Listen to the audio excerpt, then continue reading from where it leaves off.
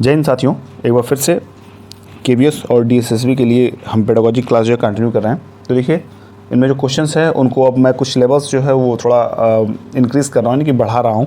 तो आप भी इसको दिमाग में ले चलिएगा कि अब क्वेश्चन जो हमें अच्छे देखने को मिलेंगे। तो चलिए हम अपने क्वेश्चन की शुरुआत करते हैं। उससे पहले मैं कहूँगा कि अभी वो भी लोग क्लास देख रहे हैं जो कि चैनल को सब्सक्राइब नहीं किए हैं, तो मैं आपसे रिक्वेस्ट यही कहूँगा कि आप जो है चैनल को पहले सब्सक्राइब कर लें। आप सभी लोगों से मैं कहूँगा कि चैनल सब्सक्राइब कर लिए और बेल आइकन जरूर प्रेस करिए, ताकि जितने भी क्लास हो सकें वो आपके पास टाइम टू टाइम पहुँचती रहे। तो चलिए क्लास की शुरुआत करते हैं। जो हमारा क्लास है वो पहला क्वेश्चन है क्लास का, निम्न में कौन सी श्रव्य सामग्री बहुविकल्पी अधिगम संरचना को सुगम बनाने का अच्छा उदाहरण है। तो सबसे बेस्ट और इसमें मतलब सबसे बेस्ट और सबसे जो सुपीरियर एग्जांपल है वो टेलीविज़न ही हो जाएगा। ध्यान से सोचिए कि जब हम टेलीविज़न तब देखते हैं तो हमारी जो एकाग्रता होती है, हमारे जो कंसंट्रेशन होते हैं, वो मतलब उस समय के सबसे हाईएस्ट फॉर्म में होते हैं। उससे अच्छा कंसंट्रेशन हमारी कभी नहीं होती है, ना रेडियो पर होती है, ना तस्वीर पर होती है, ना रिकॉर्ड प्लेयर पर होती है। तो इसलिए हमारा ऑप्शन जो जाएगा टेलीविज़न हो, यहाँ सही हो जाएगा। जो दूसरा प्रश्न है, समवेगात्मक बुद्धि के संप्रत्यय में योग्यता शामिल नहीं है। संवेगों को समझने की, संवेग उत्तेजित करने की, संवेगों को नियंत्रण करने की, संवेग मूल्य निर्धारण एवं अभिव्यक्ति करने की। तो इसका सही ऑप्शन हो जाएगा संवेग उत्तेजित करने के। तीसरा प्रश्न है, एक शिक्षक जो शिक्षण अधिगम के प्रति निर्मितवादी उपागम अपनाता है, विद्यार्थी को प्रोत्साहित करता है, किस आधार पे वो हमें बताना है।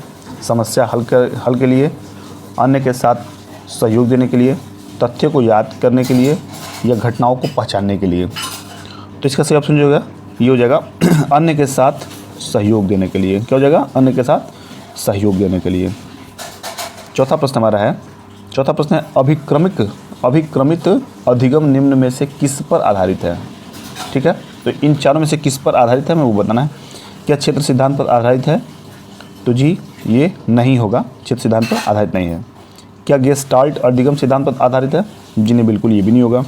क्या परंपरागत अनुबंधन पर आधारित है? ये भी नहीं होगा।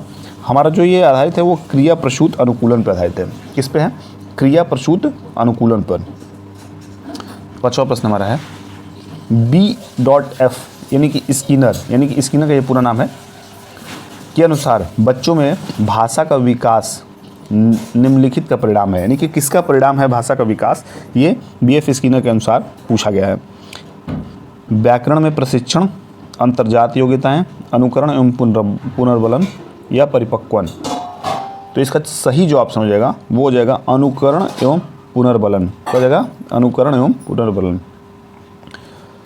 छठा प्रश्न है, व्यक्तिगत भिन्नता के कारक सदैव ही होते हैं, कैसे होते हैं ये हमें बताना है। क्या वंशानुगत होते हैं? जी नहीं। सामाजिक व आर्थिक? जी बिल्कुल नहीं। संवेगात्मक एवं व्यक्तिगत?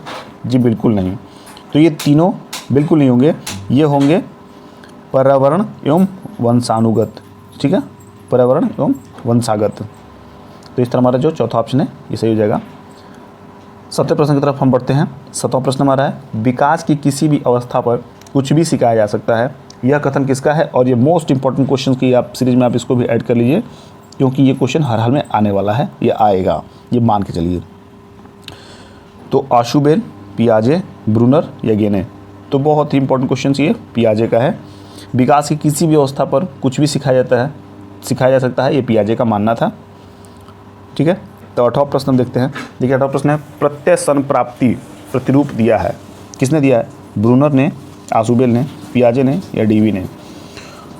तो सबसे ये आसान इसका ऑप्शन है ब्रूनर ने कहा था कि प्रत्यय संप्राप्ति प्रतिरूप ब्रूनर द्वारा प्रत्यय संप्राप्ति का प्रतिरूप दिया गया है। ये क्वेश्चन का आंसर है। तो 9वां नंबर का जो प्रश्न है ये देखिए, पूछ रहा है कि पावलाव व स्किनर निम्न में से किससे संबंधित हैं, ये हमें बताना है। संरचनावाद, प्रकार्यवाद, व्यवहारवाद, या गेस्टाल्ट मनोविज्ञान, किस से संबंधित है ये बताना है। तो इसका सही ऑप्शन हो जाएगा व्यवहारवाद से पावलाव व स्किनर ये दोनों संबंधित हैं। 10वां और इस सीरीज का आखिरी प्रश्न, मुझे एक बालक दो मैं उसे जैसा आप चाहें वैसा बना सकता हूँ। ये किसका कथन है? ये भी मोस्ट इंपॉर्टेंट की सीरीज़ में है। आप लोग पेडागॉजी की सीरीज़ जितनी मिल रही है उसमें जो मोस्ट इंपॉर्टेंट क्वेश्चंस है उनको टिक करते जाइए, क्योंकि क्वेश्चंस आने वाली सीरीजों में से है। तो मुझे एक बालक दो, मैं उसे जैसा आप चाहोगे वैसा बना सकता हूँ। ये कथन दिया था किसने? आप बताइए। ये इन्होंने वाटसन ने दिया था। ठीक है, तो ये भी इंपॉर्टेंट क्वेश्चंस हम देख लिए और यहाँ ये सीरीज समाप्त होती है। और मैं उम्मीद करता हूँ कि आप लोग की तैयारी केबीएस और डीएसएसबी, चाहे जो भी आप, अगर आप शिक्षक के लिए तैयारी कर रहे हैं केबीएस और डीएसएसबी के लिए, तो मेरी तरफ से ऑल द बेस्ट। अगर और आपको किसी और टारगेट किए हैं तो उसके लिए भी ऑल द बेस्ट। लेकिन आप किसी की भी तैयारी करें तो आप पूरे मन से करें। अभी जो मैं फ़िलहाल जो सीरीज़ लेकर आ रहा हूँ वो केबीएस के लिए और डीएसएसबी के लिए है, तो आप उसमें बने रहिए मेरे साथ। मैं जितने भी क्वेश्चंस ला रहा हूँ वो वेरी इंपॉर्टेंट है। तो चलिए, इस उम्मीद के साथ फिर यहाँ विदा लेता हूँ कि आपकी तैयारी बहुत ही अच्छी होगी। फिर मिलते हैं अगले क्लास में, तब तक के लिए बाय बाय, टेक केयर।